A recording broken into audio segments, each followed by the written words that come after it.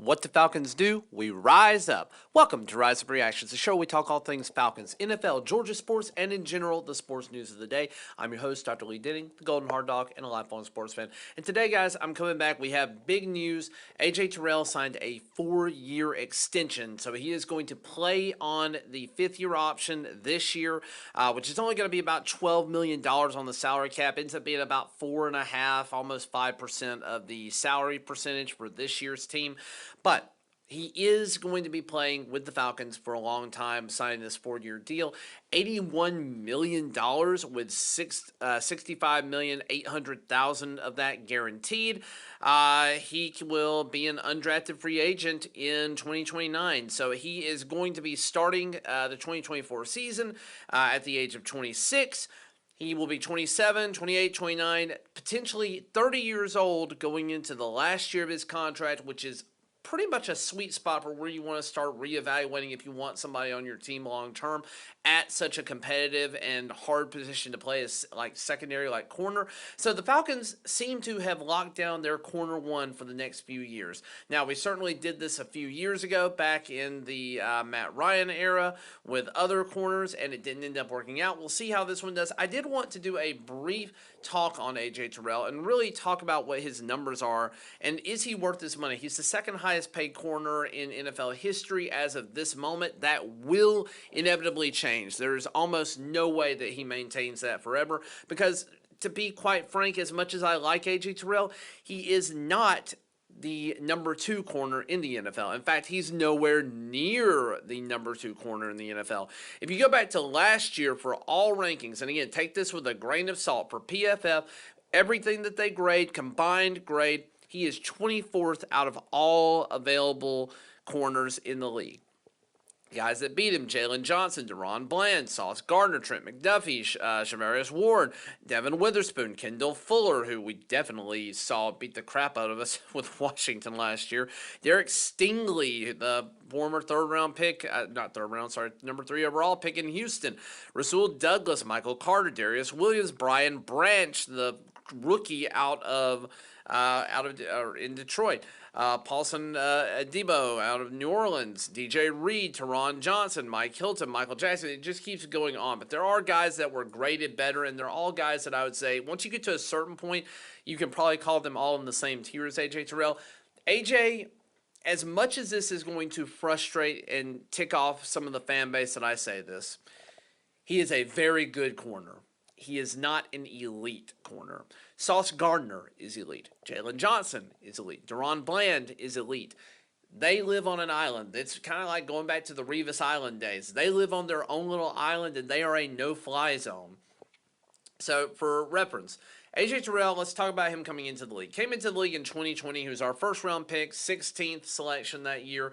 I was not super enamored with it at the time. I thought we needed other things, but he was basically our last defensive pick that we have taken in the first round, which is insane given the defensive struggles that we have had over the last 4 or 5 years at this point. And really, I'd even go even further back. We hopefully have plugged some of those holes here with some of the recent signings, particularly with Matthew Judon needing an edge rusher. Hopefully, he turns into the guy that we need, even though he is a little bit long in the tooth. But going back to AJ Terrell, his 2020 season, he had 1 interception. He had 71 solo tackles. He was picked on a lot. He had 3 forced fumbles. He had 13 missed tackles, which is a number that has actually gotten better every year. I will give him credit for that, but allowed a passer rating of 109.2. Not great. That means passers were having a field day with him. Now, I think we all remember his sophomore season, which was incredible. He ended up being one of the top 10 corners per PFF. Again, take it with a grain of salt how you will, but he looked every bit like a top 10 corner, looked every bit like a man who had his own little no-fly zone island. But in 2021, he had 3 interceptions, 56 solo tackles. He had 11 missed tackles. He ended up having 1 sack. He's only had 1 sack so far, and that's his only sack was in 2021. And he had a 47.5 passer rating. And we all thought we were about to see an incredible resurgence with him. 2022, he ended up getting hurt and missing some time, but he had 0 interceptions. He had 41 solo tackles. He had 10 missed tackles.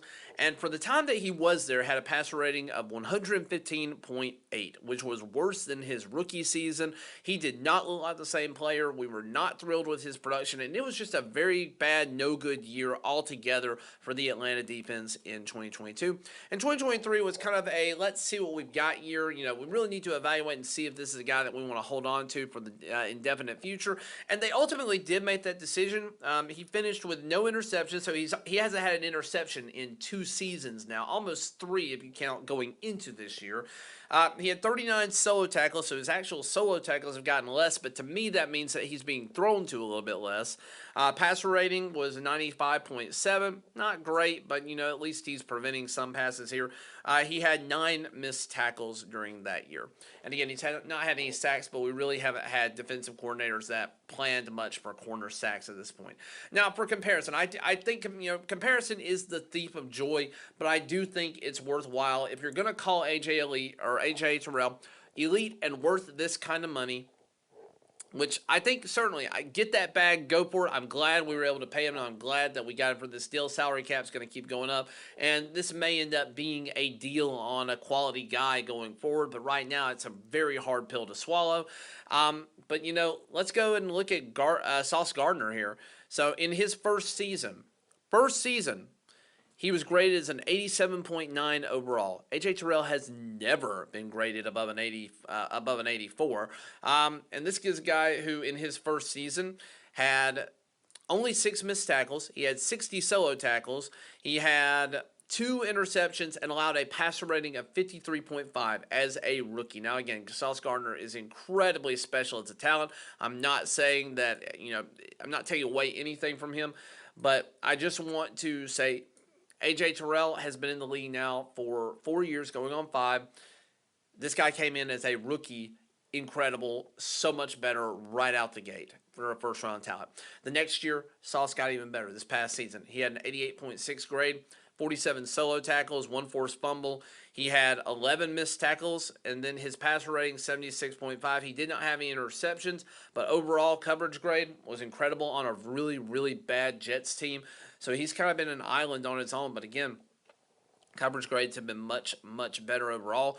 He actually is not targeted very much. He had the 81st most targets against Sauce in the league last year. So again, I know we got to talk about the fact that you can't really compare these guys.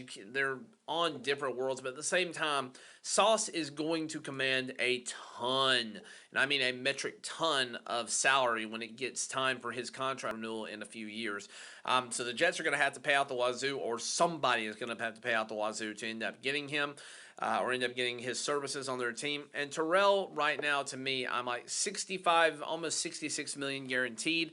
I would have rather seen, and again, obviously we couldn't have done this, I would have rather seen a 4-year, $66 million contract with about $50 million guaranteed. That's what I thought was a more fair evaluation for what we've seen out of AJ Terrell, and for him to be a good quality corner, but not an elite quality corner.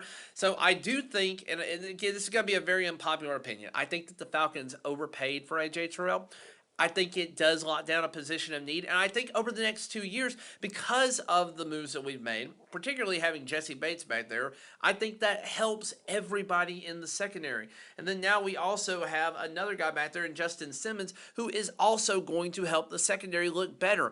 Now really all we have to do is worry about that second corner spot. Is it going to be the ever awful Mike Hughes? Is it going to be Clark Phillips III? Is it going to be one of these guys like Kevin King or Antonio Hamilton, who have really shown out in the preseason? Are they going to come and light things up when it actually gets time for the actual season? Kevin King, I think he was a former high draft pick who just couldn't stay healthy. But again, kind of has that dog in him, obviously, from the preseason games we've seen. And hopefully he doesn't get hurt tonight. We do have a preseason game tonight against the Jacksonville Jaguars, and we are in Atlanta. Will not be going to that game.